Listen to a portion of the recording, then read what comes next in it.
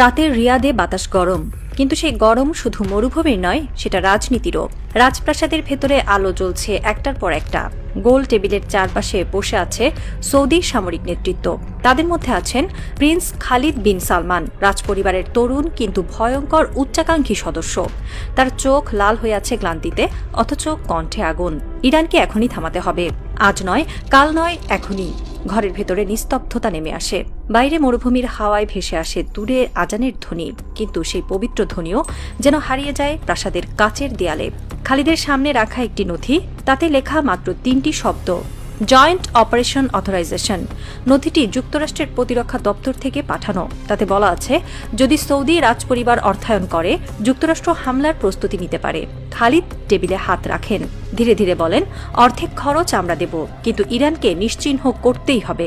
বাইরে অন্ধকার, আকাশে বাজের শব্দ নেই, কিন্তু কূটনীতির মেঘে জমছে বজ্রপাত। এমন দৃশ্য নতুন নয়। ১৯৮০-র দশকে ইরান ইরাক যুদ্ধের সময়ও সৌদি রাজপরিবার অর্থ দিয়েছিল ইরাককে, শুধু ইরানের শক্তি কমানোর জন্য। আজকের দৃশ্য যেন সেই ইতিহাসের পুনরাবৃত্তি, শুধু চরিত্র পাল্টেছে।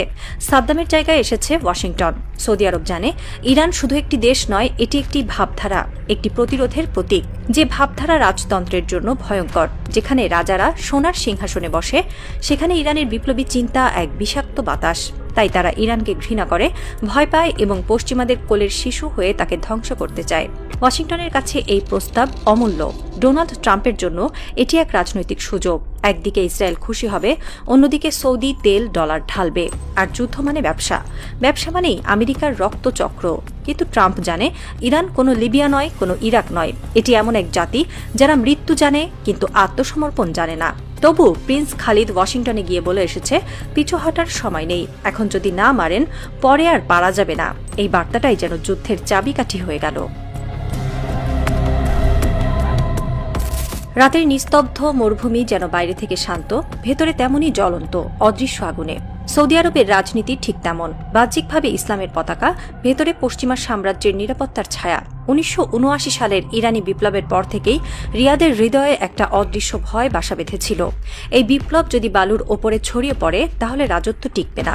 সেই ভয়কে কাজে লাগিয়ে যুক্তরাষ্ট্র আর ইসরায়েল সৌদি রাজতন্ত্রকে পরিণত করেছে এক যুদ্ধবন্দী বন্ধুত্বে। তেল বিক্রি হয় ওয়াশিংটনের মুদ্রায়, আর সুরক্ষা কেনা হয় পেন্টাগনের ছাতায়। ইরানের বিপ্লব যেখানে মানুষকে দাঁড়াতে শিখিয়েছে, সৌদি রাজনীতি সেখানে মানুষকে নত হতে শিখিয়েছে।